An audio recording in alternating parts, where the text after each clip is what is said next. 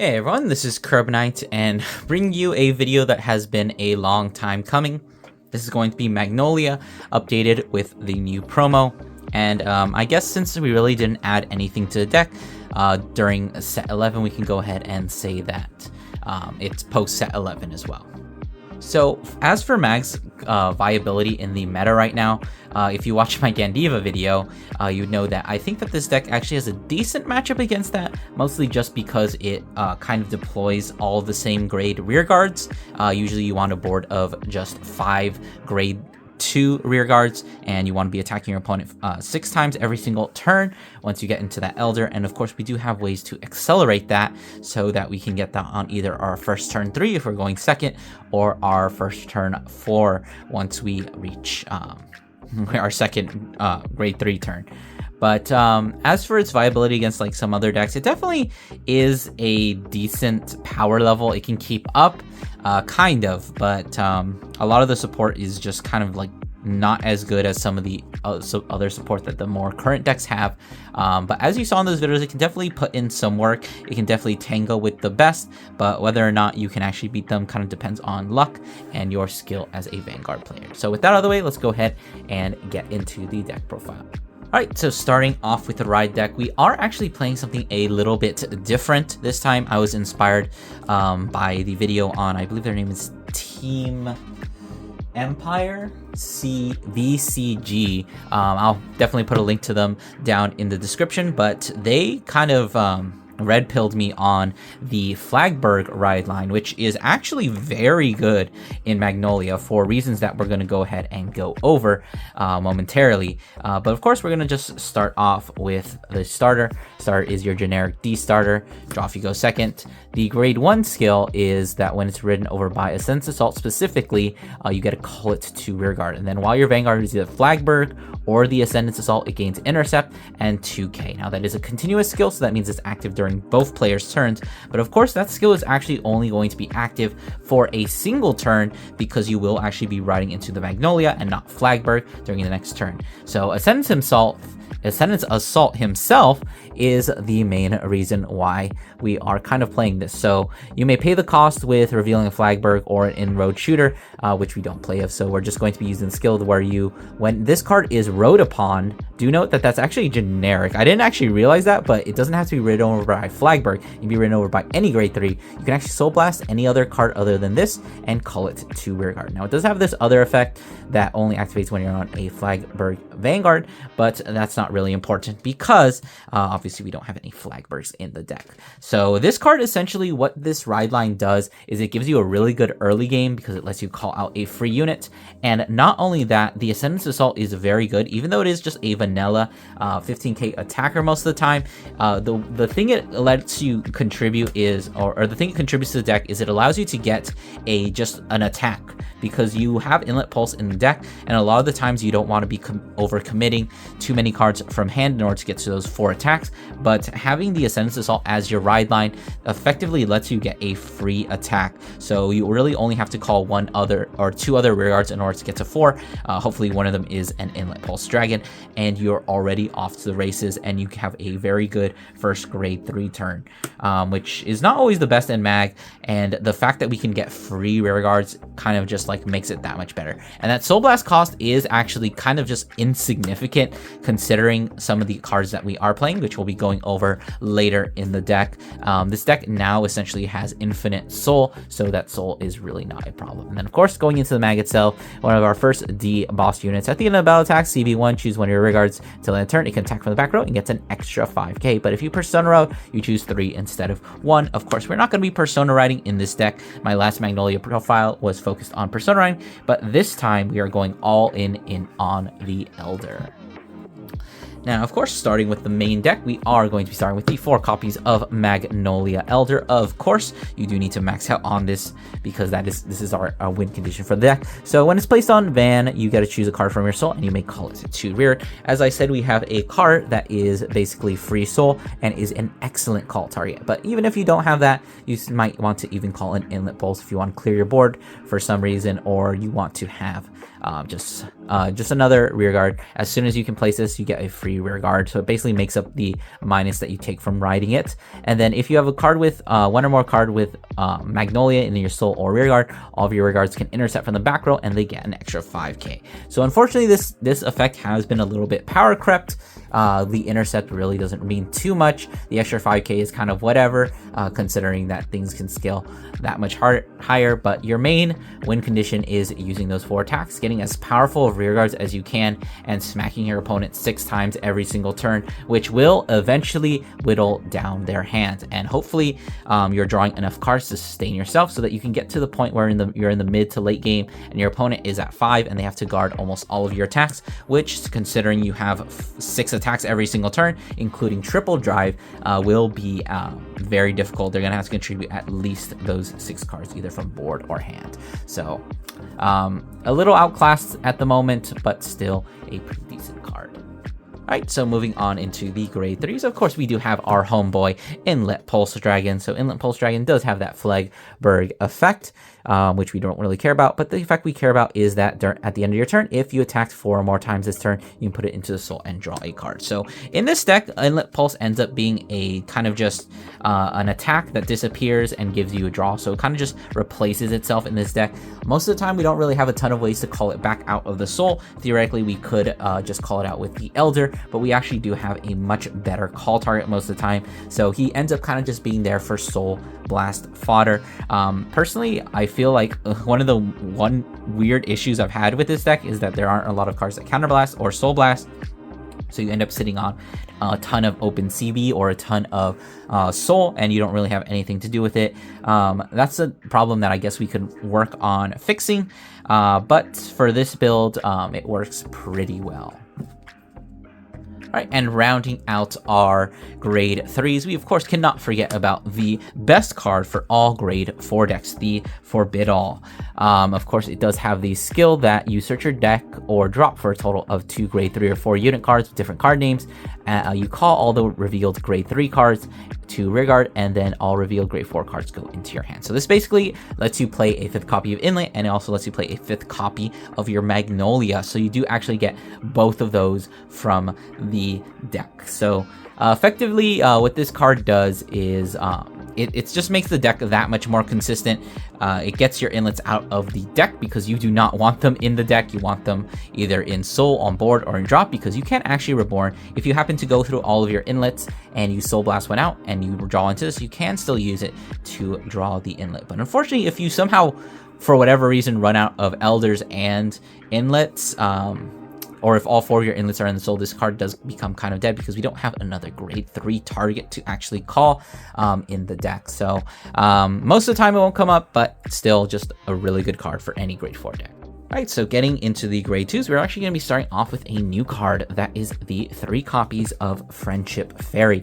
So now Friendship Fairy is a superior ride. She's basically an Amelia. I think is a card for Nirvana. So if you have a Vanguard with Magnolia in its card name and your opponent's Vanguard is grade 3 or greater, you CB1, put him into the soul, choose up to 1 grade 4 card with Magnolia in its card name from your hand, and ride it as stand. So do note that this ride does happen during the main phase, which is important for a card effect that we're going to be talking about next. But this card is just basically there to help you speed up your game plan a little bit more. It's okay, I suppose. This is really the only card that makes Magnolia kind of viable at this moment. But of course, like I said, it's still not going to be the greatest of decks. But anyways, we're only playing at 3 because if you go first, you can't use this at all. I mean, you could, but you probably don't want to. It's kind of a waste of resource. And then basically, once you're on grade 4 already, this card is essentially a vanilla. And we want to kind of minimize as much drawing into this card during the late game as possible because it's just a 15k vanilla attacker. But of course, we do want to see it in those instances where we go second. So playing it at 3 copies, I've always been able to find it consistently. And especially with the Forbid All being your 5th copy of the grade 4 Magnolia, it's usually most games you'll be able to pull it off. Alright, so next up we do have a very neat and important card, which is going to be the 4 copies of the Sylvanhorn Beast, Goyle-Dote. So Goyle-Dote does have the skill that in the drop zone, if you have Vanguard with Magnolia in its card name, is placed during your ride phase. Okay, thank you for everyone who reminded me that this only activates during the ride phase. I read all your comments. You can stop posting them.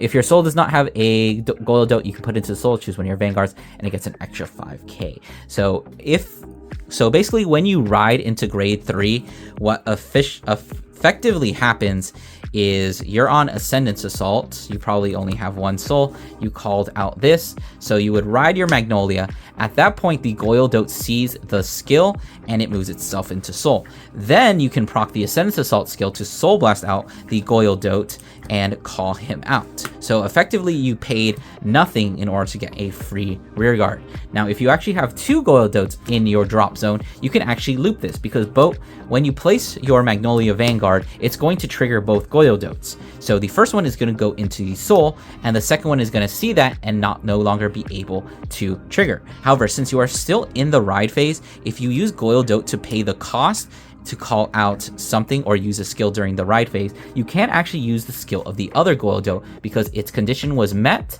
and now it is a valid target because there is no longer a Goyodote in the soul. So then the other one can go into the soul and give your Vanguard another 5k. Now, of course, you can't only do this during the ride phase, but the same logic does apply when you ride into the Elder, where if you have 2 Goyodotes in your drop zone, you can actually put one into soul, give your Vanguard 5k, use Magnolia's skill to call it out, and then proc the skill of the second Goyodote to put into soul and give your Vanguard another 5k, which is actually pretty essential considering we don't have access to Persona Ride. Your Vanguard ends up being one of the weakest attacks because it's usually only swinging for 13, but with the Goyodote, it can at least swing for 18, which is a nicer magic number. It means they have to commit a front trigger in order to make it a 2 to pass, and if you're able to do double Goyodote, that makes you 23, making your Vanguard an actual punishing attack.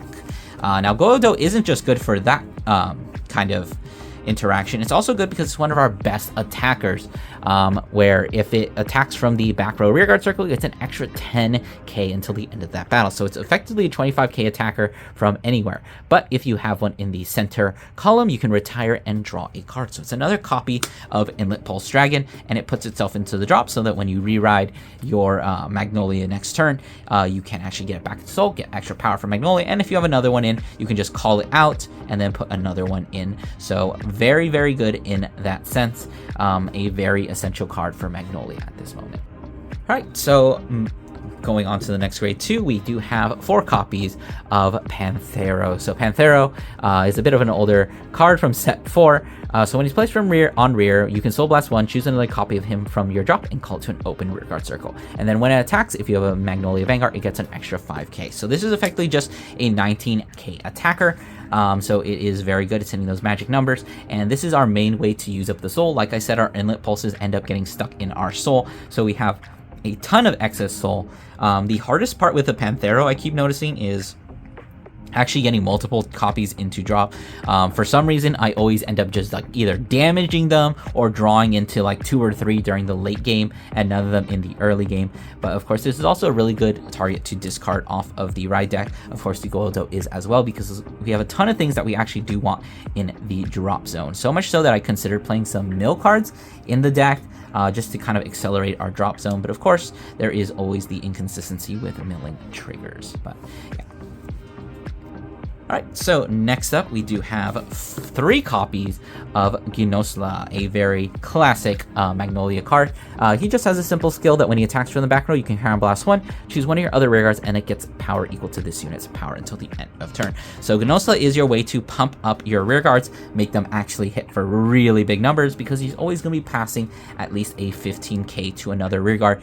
And if we get any triggers, we can stack them on Ginosla, just to kind of make it that much more threatening.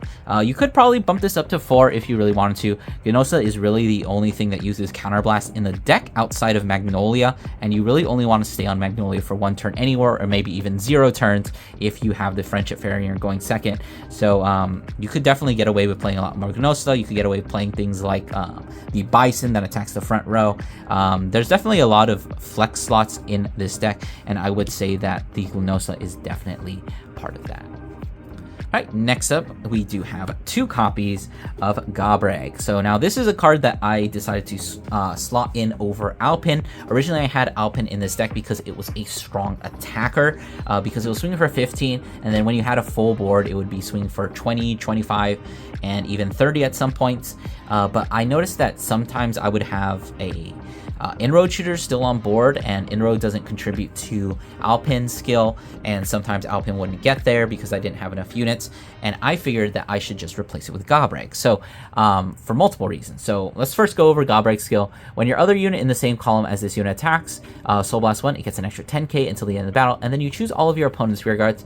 During the battle that he attacks, they can't call units with the same grade as as any of their rear guards that were chosen when he used his skill, from hand to Guardian Circle. So if they have a grade 1, they can't perfect guard. If they have a grade 2, they can't call grade 2s from hand. And if they have a grade 0, God forbid, they can't call any grade 0s. So the main reason I'm playing the 2 copies of Gabreg is because while your back row attackers can be really big, considering we have things like Goildo and Gnosla can pass around power, we don't really have any good front row attackers. So that's where Gabreg comes in. So we have the back row attacking using the Gabreg skill. As I said, we do have a lot of excess soul in the deck. He pumped himself up into a 25k attacker, which importantly hits over a defensive. So now the guard restrict is just kind of a bonus. Most people are going to play around it and not let you get that much, but just having that pressure sometimes can close out a game. But the most important thing is that he is a unit that is capable of hitting over a defensive. All right, and finishing off the grade 2s, this is once again a little bit of a flex slot. I'm playing 1 copy of Elena. I before played like 2 or 3, but right now she's just at 1. It's kind of just like a flex slot, and you could definitely switch this out with anything. But when she's placed on rear from hand, you CB1, SB1, choose a grade 2 or less card from her drop, call it to rear guard, and then that unit gets plus 5k. So this card I essentially just slotted in because it was a good way to reborn a lot of my targets. If you need to intercept with any of your things, like Gabreg or Gnosla, this allows you an extra copy of it to reborn it from the drop zone. And then if you're born in Gnosla, it's actually even better because it gets another 5k, and now it can pass down a 20k instead of just a 15. But you know, she's kind of just there for the early game. The worst part about her is she goes grade 2 or less, meaning that she can't actually fetch back any inlet pulses. So you could theoretically play in order in this slot like Spiritual Body to get back inlets and then continuously use the skill to draw. I found myself not really needing it, so this is kind of just like whatever you want it to be. Alright, so we of course only have 1 grade 1 in the deck just for PGs. Remember, you can't play Elementaria because in order to play Elementaria, you do actually have to be grade 3 or less, which most of the time you will not be. Alright, and so actually something interesting else to talk about is our trigger lineup. So we're actually playing a rainbow lineup, 4 crits, 4 draws, and 3 fronts, as well as just 3 vanilla heals. So my main reasoning for this is the 4 draws is necessary because you need to see your pieces and it helps you sustain. The heals obviously just heals. Crits, very important. You could honestly just play vanilla crits, and in all honesty, you probably should because you don't need the extra soul in this deck. But the fronts, I guess, are probably the part that's most justifiable. So I did mention when we were talking about Gabreg that your front row attackers are honestly your weakest. So a lot of the time, hitting a front makes it so that your front row rear guards are actually able to hit over defensives, and it does also make it easier. A lot of the times your opponent might 2 to pass you, and if you end up hitting a front, then that makes your decision that much easier. It's kind of just difficult to determine the attack pattern. You kind of have to check to see how many fronts you have in deck and whether or not it's worth actually banking on a front, because usually your front row attackers are the weakest and you'd want to swing with those ones first. But if you do swing with them first, that means you lose out on your chance of hitting a front trigger, and you basically waste all that power, because the one negative to playing the front triggers, of course, is that you can't give it to Gnosla because Gnosla is always going to be in the back row. So if you wanted to play 7 crit or 8 crit, I totally understand that. But the other thing that it's also good for is this 20k shield, which is very, very good. So that's kind of why we're playing this ratio. If you'd like, you can try out other ratios. I just found this one to be working pretty good for me. And then, of course, we are just playing Stoicheia OT because it is still very difficult to beat out a Stoicheia OT unless you are doing a ton of stuff. Or unless your deck doesn't have access to something better, really. Alright, so we're just going to be finishing off with a quick test hand, kind of just checking out what our hand looks like. So this is actually pretty terrible. We have the grade 4, which we do need. OT we don't want. Front we don't want. PG we don't want in the early game. We could debatably keep this crit, but since we do only have 4 crits, I'm going to go ahead and just put it back into the deck. And then we're going to draw our 4 cards, which is not half bad. We got another trigger, we have Inlet Pulse, and we do have a PG, which realistically we wouldn't really want, but you know, it is what it is. So for this scenario, I think we'll just go ahead and go second so that we can, that's not a grade 0, so that we can see what it kind of looks like to Superior Ride. So we're looking right now, we already have the grade 4, we're looking for one of our Friendship Fairies. So we're gonna go ahead and draw for turn. Very clear, discard target right into the Ascendant Assault, draw our card. Look at, we found our Friendship Fairy, so we're all good. So we're gonna go ahead and attack and drive check into a crit. Very, very nice. Our opponent is going to attack into us. At this point, we really don't need any CV, but at the same time, we don't want to get damage denied since we are going to be calling a rear guard. So probably just going to be taking this one. Unfortunately, losing a grade 4 Magnolia, but it is what it is. So drawing into this, I think if we were going first, we would definitely pitch any Friendship Fairies because we can't use them. But since we are going second in this scenario, we're just going to pitch a draw trigger, ride into the Ascendant Assault, and call out our Inroad Shooter. We're going to swing with the Inroad Shooter, and then, of course, swing with our Vanguard. Hitting into a draw trigger, I guess we are just gods drawing into a draw trigger. Okay, so I guess I didn't shuffle as good as I should have. But anyways, we're just going to attack into that. And then, of course, next turn, we're going to take some damage. At this instance, it's probably good to intercept with Inroad Shooter if you can, because it is not going to be able to intercept during the next turn. So we're going to go ahead and stand our Vanguard and draw. We draw into a Gobreg. Of course, we're going to discard, I think, just another draw trigger in order to ride into our Magnolia. So at this point, unfortunately, we don't have the Goyledote, so that's a little unfortunate. So we're going to have to Soul Blast our starter. We call out the Ascendant Assault, but we do have a decent board for things to do. So we can go ahead and call out the Friendship Fairy and then use its skill to counterblast 1 and move itself to the soul in order to Superior Ride the grade 4 Magnolia from our hand. So now we only have one real target that we want to call out, so we're probably just calling out the Friendship Fairy. Of course, we do want to use Gobreg as well as Inlet Pulse. I'm going to put Gobreg in the back row because I kind of don't want him to be attacked into. I'll probably put Inlet Pulse here because this spot is reserved for Goyledote. I don't have it right now, but if I draw into it next turn, I will be able to do things. But anyways, we're going to start off with a swing from the Vanguard 13. Our opponent probably is going to 2 to pass this, and hopefully they don't get any defensives because unfortunately we are just losing to a lot of defensives. So we're going to hit 3 blanks. Panthero is very good because we already have one set up in the drop zone, so we can easily intercept with a lot of our board and just kind of make our make a better board next turn. So unfortunately we didn't hit a front, so what we can do is swing the Friendship Fairy. We cannot use Gobreg skill because we do need that mag in the soul for now. So we can swing the Gobreg, swing the Gnosta, use a skill on the Inlet Pulse, or swing Inlet Pulse, or swing this. And then of course Inlet Pulse could go to the soul as he does, and we finally draw into the Goyledote. So next turn we have a pretty good hand, 2 PGs, a lot of shield value, and we are only at 2. We have shield value on board in the form of double intercept. Technically quadruple intercept, but we really don't want to be intercepting with these. Next turn we can go ahead and maybe take a couple damage. Yeah, I really did not shuffle this deck well enough, but next turn we have the access to the Goyledote. If we intercepted with both of these, we can commit the 1, Soul Blast the Inlet Pulse, call back out the Panthero, and then of course we do have the Goyledote too. So we're looking at a pretty powerful attack. Unfortunately, we don't really have any extra soul at the moment because we only got 1 Inlet Pulse, but theoretically if we did, we would be able to use the Gobreg skill. Alright, so that's going to do it for the deck profile. I hope you guys enjoyed. Don't forget to do all those YouTube things, like, comment, subscribe, and I'll see you guys in the next one.